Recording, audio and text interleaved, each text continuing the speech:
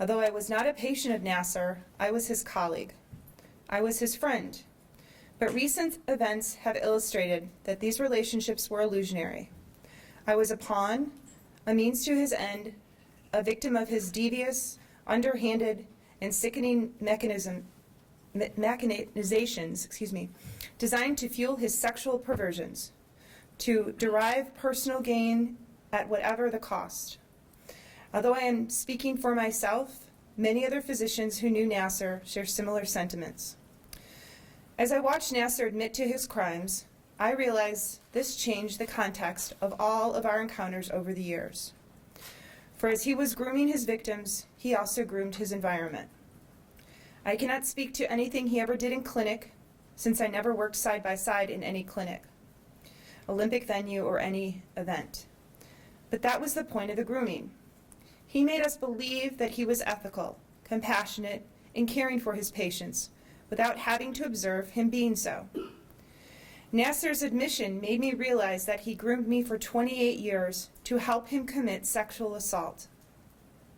They told me all the details about the walls of pictures of famous gymnasts he had in his treatment rooms at Michigan State, which intimidated them, yet paradoxically made them want to get their picture up on the wall. They told me about the abuse that happened right in front of their parents under a sheet. They are suffering now. This is part of them.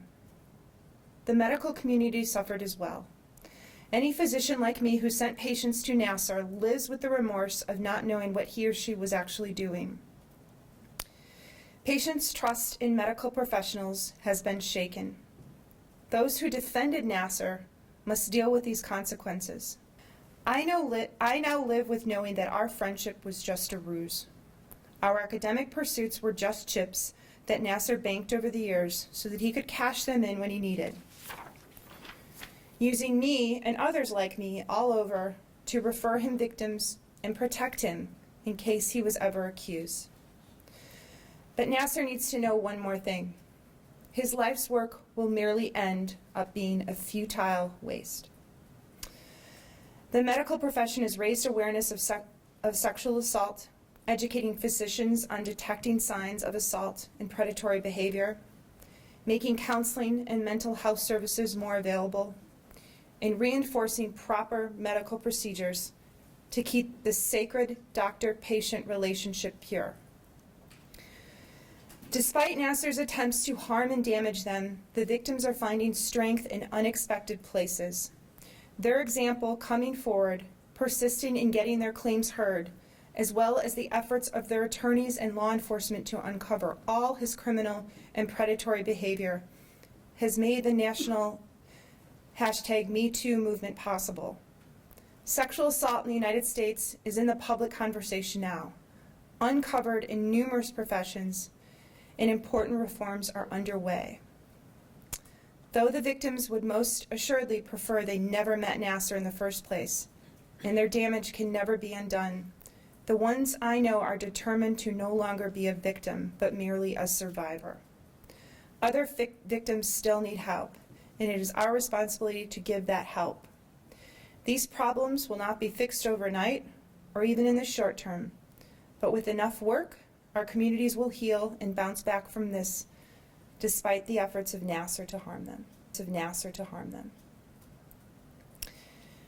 Nassar, please let him know that I am sorry that the joy of helping young women achieve their goals and wildest dreams was not enough for him.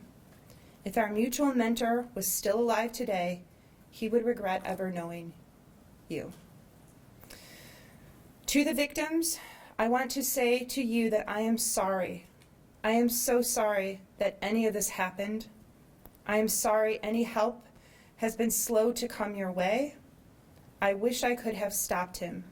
I wish I would have known, but I will do whatever I can do in my power to help going forward.